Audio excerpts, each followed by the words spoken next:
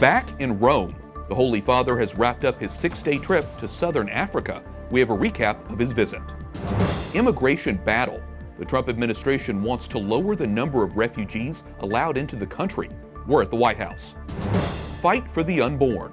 Pro-lifers spend the day on Capitol Hill lobbying lawmakers. We'll have a report.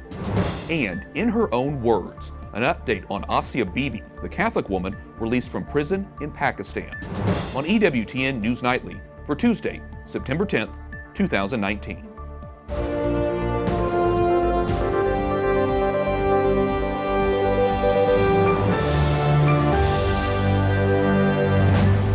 Good evening from Washington, D.C., and thank you for joining us for news from a Catholic perspective. I'm Wyatt Goolsby. Pope Francis is back at the Vatican after his 6-day trip to Mozambique, Madagascar, and Mauritius.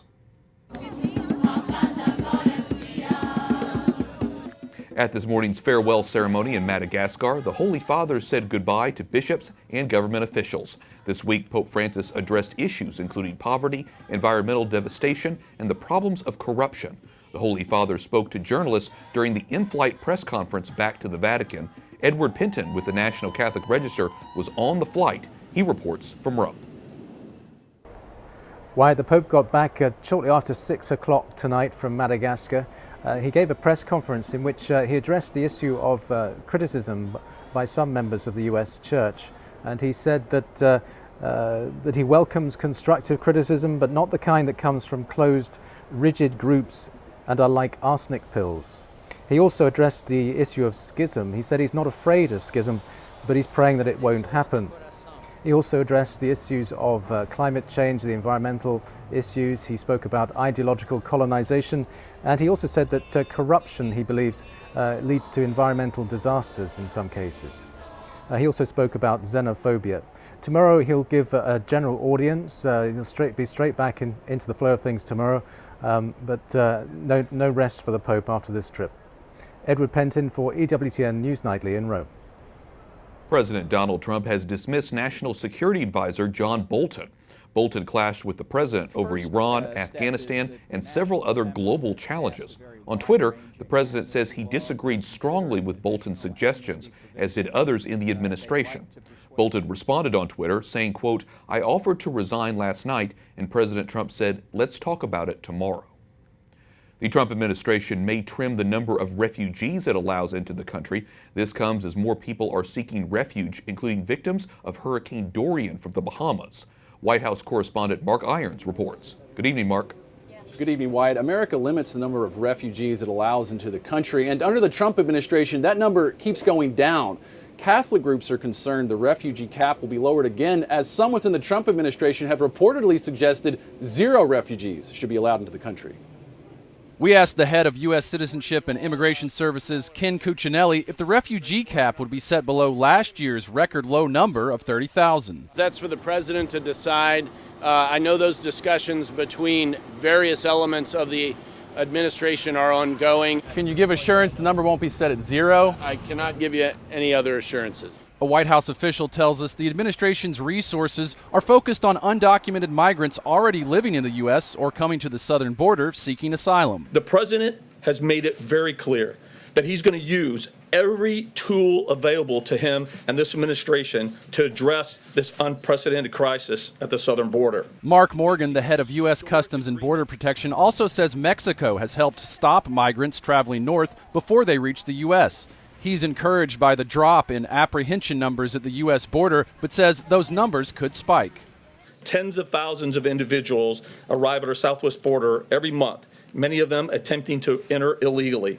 Meanwhile, Morgan said those people needing relief in the Bahamas following the destruction of Hurricane Dorian can come into the U.S. with or without proper documentation. President Trump says drug dealers and gang members cannot be accepted. We have to be very careful. Everybody needs totally proper documentation. Catholic Relief Services is just one of the groups that says the U.S. should not stop accepting refugees. It says these refugees are vetted, so they're not a security threat, and we should be offering protection to innocent people who are fleeing violence. Wyatt? White House correspondent Mark Irons reporting. Thanks, Mark. Voters in North Carolina are heading to the polls today in a special election to fill a House seat that's been vacant since last year. The nation is watching the election closely as a possible early indicator of voter sentiment for the 2020 election.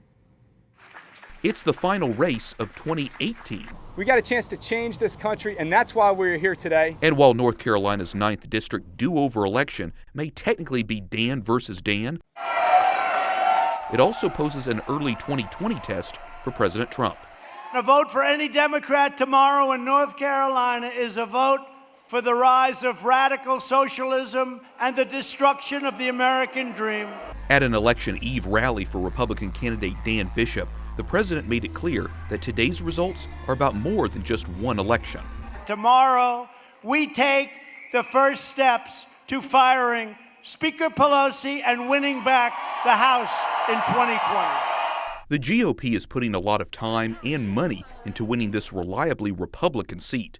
President Trump carried the 9th District by 12 points in 2016. Dan McCready, I'm the Democrat running. Democrat Dan McCready has been campaigning for more than 2 years. My wife and I actually measure in terms of number of kids, because we had 3 when we started 27 months ago. We got 4 now.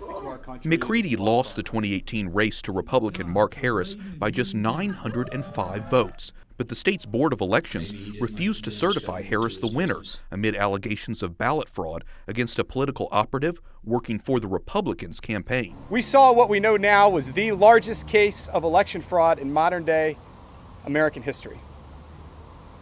I'm going to tell you, the easy thing to do when we saw that would have been to throw in the towel. I chose to fight. Mr. President, we're not tired of winning. Bishop is betting that doubling down on the Trump agenda will bring him a victory in this conservative-leaning district. I certainly will go to Washington and work very aggressively to help President Trump. The campaigns and outside groups have combined to spend millions on television, a sign of how high both parties view the stakes heading into 2020. Our family can't afford Dan Bishop. How y'all doing? McCready, a former Marine and self-described political moderate, admits that some of the debates playing out in his party's presidential primary pose a challenge for him in the district, especially in TV ads. Dan McCready, a liberal, backed by radicals. His opponent and even the president attempt to paint him as an ultra-liberal. Do you feel like you're running against Dan Bishop, or do you feel like you're running against Donald Trump? Well, I'm running against Dan Bishop. Unfortunately for him, he's not running against a socialist. He's running against the United States Marine. Democrats hold an 8-point voter registration advantage in the district, but a Republican has held the seat for 5 decades. Dan Bishop was the lead sponsor of North Carolina's bathroom bill in 2016. It would have made people use the bathroom of the biological sex on their birth certificate. Supreme Court Justice Neil Gorsuch says his personal views have no bearing on his rulings. Putting all the other stuff aside, right? Politics, your personal points of view, you leave that over there. When you put on the robe, you put that stuff aside and you open your mind and you listen. And that's all a judge can ever promise. Can't promise outcomes. Justice Gorsuch was talking with CNN ahead of today's release of his book. The 52-year-old was nominated by President Trump, who promised to select only pro-life justices. Iraqi special forces are conducting operations against ISIS. The terror group has lost all the territory it once controlled in Iraq, but insurgents continue to carry out attacks against military targets and civilians.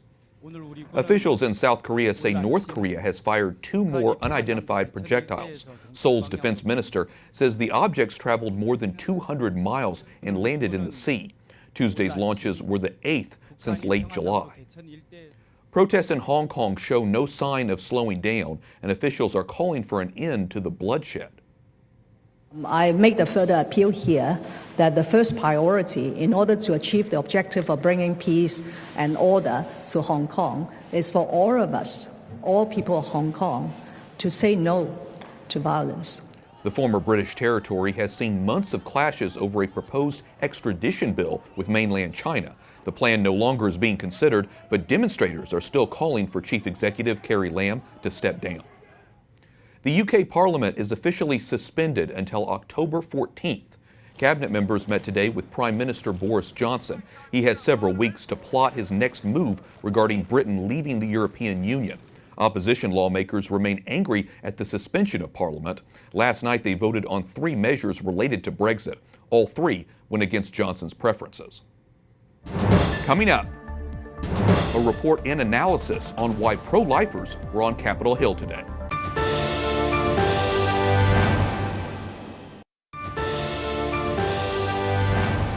An Austrian doctor is suing the Food and Drug Administration for allegedly blocking her American patients from receiving abortion-inducing drugs. The doctor runs a group called Aid Access, which ships drugs around the world. She says in the last year, her organization has been contacted by 37,000 women in the U.S. who want abortion drugs but can't get them. The FDA says Aid Access is violating federal law. State senators in South Carolina are debating whether to try and enact a heartbeat bill. The measure bans abortion once a baby's heartbeat is detected. The proposal was easily passed by South Carolina's House and is supported by its governor, but supporters are not sure it can overcome hurdles in the Senate. Planned Parenthood is closing 2 clinics in Ohio. The move comes after the nation's largest abortion provider refused to follow new rules for receiving federal money. Neither of the centers perform abortions. Pro-lifers applaud the news. Ohio Right to Life calls it proof women are walking away from Planned Parenthood and securing, quote, real health care from other sources.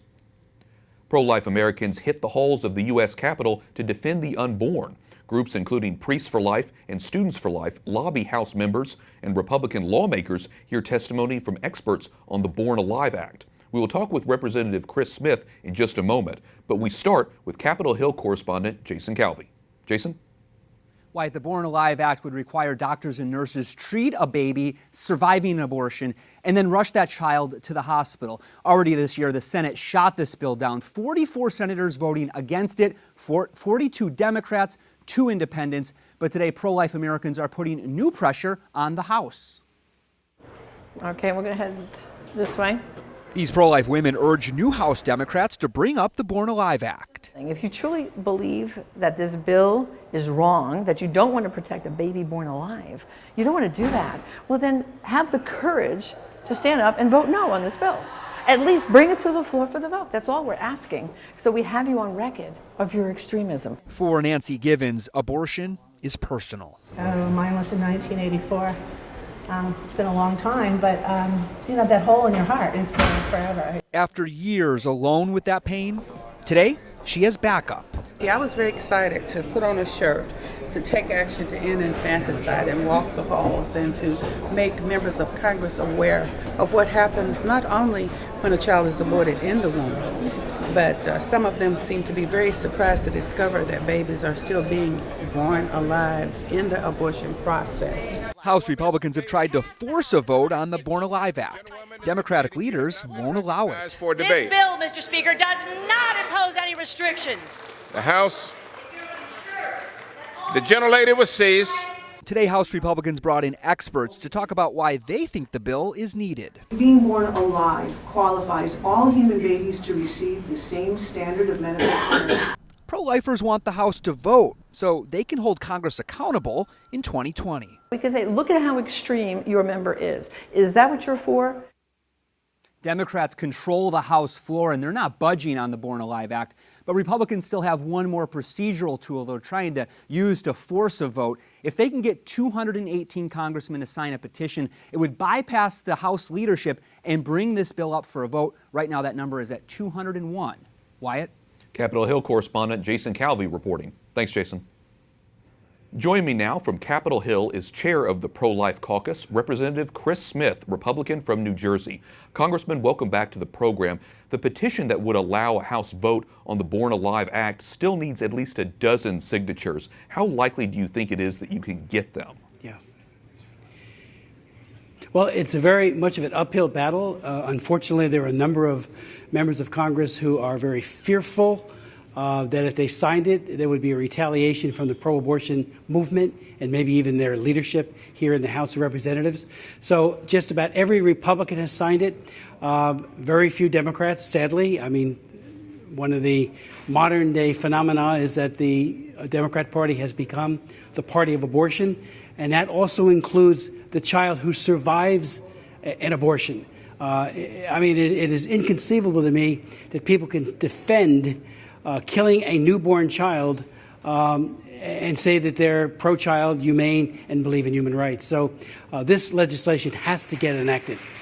Let me follow up with you about that and give you a chance to talk more about why it's so important to pass this legislation. Well, it's very important to pass it. We know that for example, Kermit Gosnell, who killed hundreds and hundreds of unborn babies, was convicted of killing 3. The grand jury, when they issued their report, made it very clear that they believed that there were hundreds of cases of newly born children who had their spinal cords severed with the scissors by Dr. Gosnell. This is going on all across America. We don't know how many totally are surviving, but we know that there are children, little babies, who are surviving and only to be killed by the abortionist or one of those who work in their clinic. It's so horrible to think about think about the idea of abortion. Polling released. We've lost a sense. No, go ahead, We've lost a sense of empathy, and I think, and we've also lost that shock value. How can we not look at this and not be shocked into action? Any reasonable person should say, man or woman, we've got to save these children. This is an outrage what's happening. Polling released by the pro-life Susan B. Anthony list found 77% of voters support legislation to ensure that a baby who survives a failed abortion be given the same medical treatment as any other baby born prematurely. Why do you think it's been so difficult, though, to advance legislation in line with what Americans want? Well, I think it has to do with it only takes a few well-placed and strategically located people, namely in the corridors of power here in Washington and in state legislatures, to stop a very, very common sense humanitarian piece of legislation like this Born Alive legislation. I have to say this with the greatest of sadness. The Democratic Party has become the party of abortion. They are a wholly owned subsidiary of Planned Parenthood and all of these organizations. They tell them what to do and when to do it. And even when it comes to a child who is a survivor, no longer connected to his or her mother, they say that child, too, is expendable and is a complication rather than a human being deserving of respect and love and assistance. Okay, we'll obviously keep our eye on this proposal. People really have to, when they vote, know where a person stands on the most defenseless, the most vulnerable among us, unborn children, as well as now newly born children. This is not new, by the way, but it is getting worse based on what we think is truly happening with later term abortions. And once exposed, shame on all of us if we don't step up to the plate and protect these children. Representative Chris Smith, Republican from New Jersey and chair of the Pro-Life Caucus, thank you so much for talking with us today. Thank you very much. Appreciate it. Up next, we hear Asia Bibi's voice for the first time since her release. And a look back at an anniversary involving St. John Paul II and President Reagan.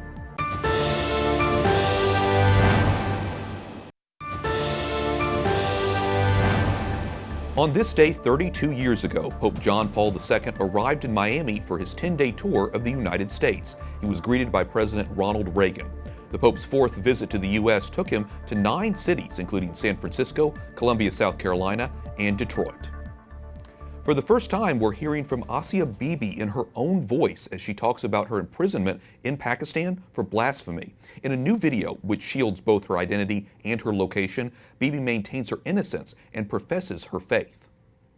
मैं आसिया बीबी बिनते सलामत मसीह Bibi, who spent nearly 10 years on death row, urges people around the world to stay true to their beliefs, even if it means, quote, you have to face the sword. Joining me now with her perspective is Nina Shea, Director for the Center for Religious Freedom at the Hudson Institute. Nina, welcome back to the program. Great to be with you. Asia Bibi is in exile now. She was forced to flee Pakistan after her release from prison. She's not released where she is. What's your reaction just initially to this video? What do you think is its significance? Yeah, it's a feel-good story. She is reunited. First of all, she was acquitted by the Supreme Court of Pakistan of the accusations against her. She's now free in Canada.